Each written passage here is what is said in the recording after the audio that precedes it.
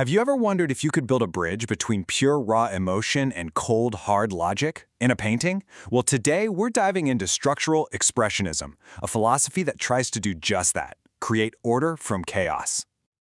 You've heard the critique before, right? You're looking at an abstract piece, and someone says, "Is this genius or just a mess? My kid could have done that." Well, one artist took that question really seriously and built an entire system to answer it. And his answer is right here in this quote. It's the absolute core of structural expressionism. The idea isn't to kill emotion with a bunch of rules, but to give it a strong framework so you can actually feel its power more clearly. So let's get into it. How do you take that wild, untamed energy of expressionism and give it the kind of discipline you'd find in a blueprint, all without losing its soul? Okay, first thing to know, this isn't some historical art movement from a textbook. The creator, Abdulrahman al-Nahari, is really clear that this is his own personal, documented journey. It's his system for finding a new path through abstract art. And he literally wrote the book on it. This is the source code for his whole approach. It lays out all the laws, the principles, everything you need to create art that's both deeply emotional and super structured. So how does this whole thing work? Well, at its heart, it's all about making two things that seem like opposites, intense feeling and careful logic, work together as partners. The key concept is called disciplined emotion, and it's not one or the other. It's both, completely fused together.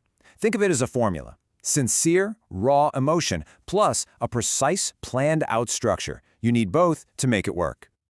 The author uses this really powerful metaphor. He calls that raw emotion a burning spirit. If you just let it go, it scatters into chaos. But the structure, well, it's not a coffin that smothers the flame. It's a shield that contains and protects it, giving it a form so you can actually feel its heat with clarity. Okay, so that's the why, but what about the how? How does this actually look in practice? Well, the whole methodology is built on three fundamental pillars that guide every single piece of art. And here they are, the structure, the separation, and the expression. Each step builds on the one before it, creating this really cool process that moves from pure logic to pure feeling. It all starts with the structure. This is the blueprint. It's a careful pencil sketch that maps out every single geometric and curved path.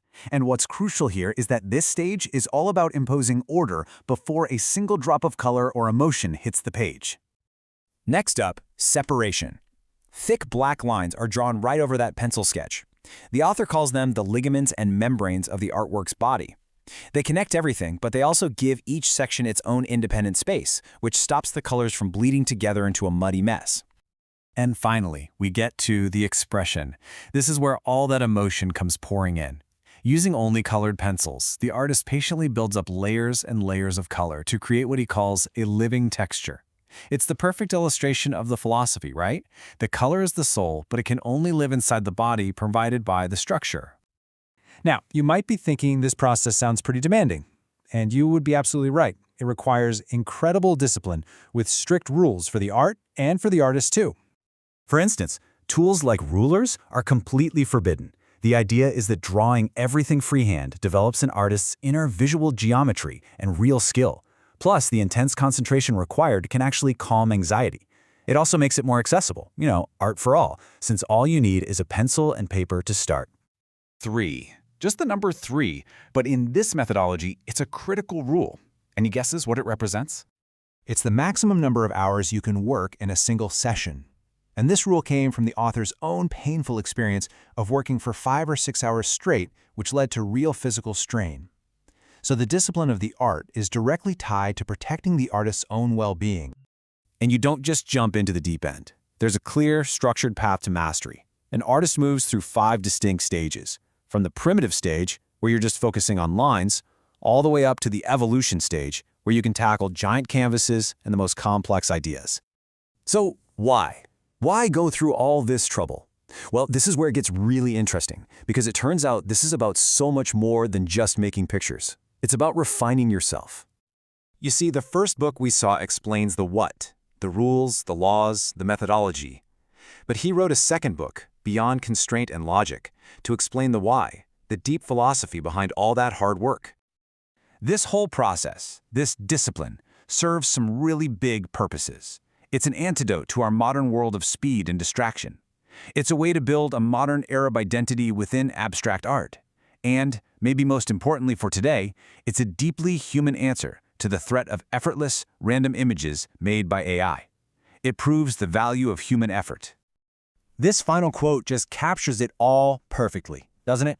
The act of organizing lines and colors on a piece of paper is really practice for organizing your own life and your own emotions. The discipline of the art becomes the discipline of the self. And that leaves us with a pretty big question to think about. We usually think creativity is all about total freedom, about breaking the rules. But in an age of infinite AI and effortless chaos, maybe, just maybe, the truest, most profound form of human creativity is actually found in discipline, in creating order.